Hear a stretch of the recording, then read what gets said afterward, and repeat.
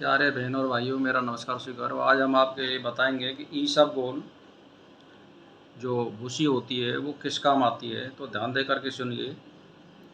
इसके जो बीज होते हैं वो शीतल, शांतिदायक और प्रकृति को मुलायम करने वाले होते हैं।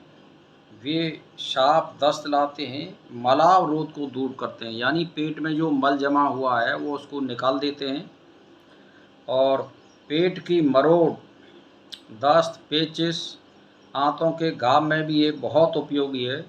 मुट्ठी भर यानी लगभग 2 तोला के लगभग ईसबगोल प्रतिदिन, या ये 1 तोला या 2 तोला के बराबर ईसबगोल प्रतिदिन प्रातः काल सेवन करने से श्वास जो होता है, दमा श्वास जिसको कहते हैं, कष्ट में बहुत लाभ होता है। निरंतर 6 माह से 2 वर्ष तक सेवन करने से 20-22 वर्ष तक का पुराना दमा भी इससे समाप्त हो जाता है। यानी इसको लगभग 2 वर्ष लीजिए आप कम से कम।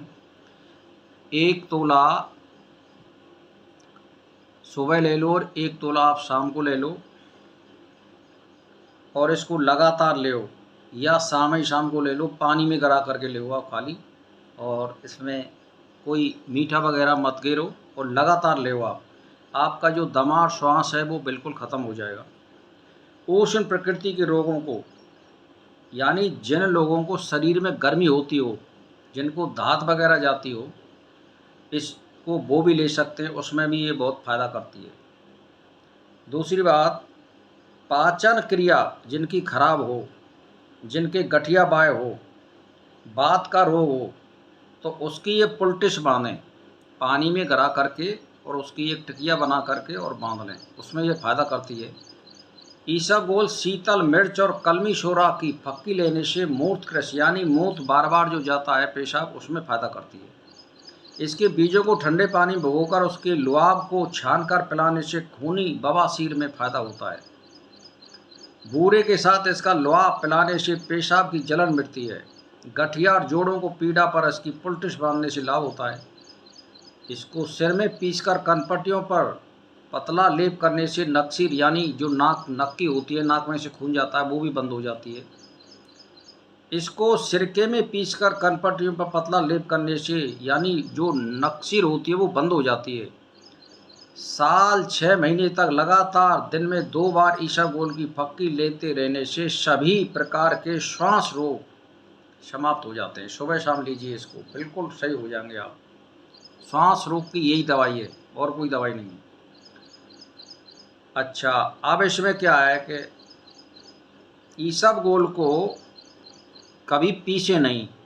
अगर इसको पीसोगे चकला वगैरह पे तो ये जहर हो जाता है। इसीलिए खाने के उपयोग में इसको पीस कर उपयोग में नहीं लावें, बल्कि भिगो कर लावें। इसको पीसे नहीं कभी भी, खाली इसको गरा दीजिए और पानी में घोर करके ले लीजिए। अगर ज़्यादा चाहें तो आप चीनी या मिश्री मिला सकते हैं, बस इतना ही है। तो ईसबगोल की विधि यह है कि सूखे बीज 1 कप पानी में डालकर धो लिए जाते हैं, और धोने के बाद इसमें से 1-2 चम्मच शक्कर मिलाकर ले सकते हो। दूसरी विधि है, इसके बीज 1 कप पानी में डाल दिए जाते हैं, और आधे घंटे में वे सब फूल जाते हैं। अगर इच्छा हो तो शक्कर मिलाकर लुआब सा इसको ले सकते हैं। आधा सेर 1 सेर पानी में इसको 2-3 खुराक डालकर उबाल दी जाती हैं, और आधा पानी रहने पर उसके उतार कर 2 से 4 औंस की खुराक में तकरीबन 3-3 घंटे में अंतर से ली जा सकती है। चौथी विधि यह है कि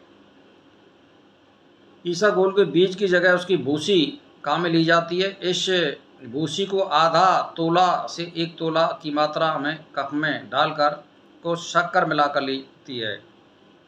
आंतड़ियों में भाग मल से अवरुद्ध हो जाने पर इसकी विधि का इस्तेमाल बहुत ज़्यादा फायदा करता है। पाचन प्रणाली की तीव्रता पर बहुत असरदार है ये।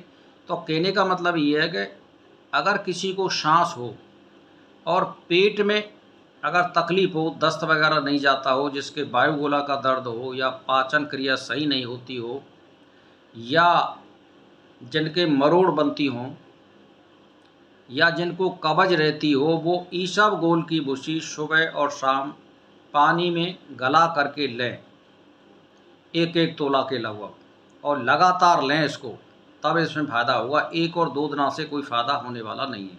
इसको लगातार लीजिए, कम से कम 1 सप्ताह लो आप, और फिर देखो और ये फ़ायदा, ये कभी नुकसान नहीं कर सकती है। इसको गर्भवती लो, बच्चा लो, बूढ़े लो, कोई भी ले सकता है। इसीलिए भाई और बहनों, इसका फ़ायदा उठाइए इसबगोल की भूसी का। और इसी के साथ मेरा नमस्कार स्वीकार।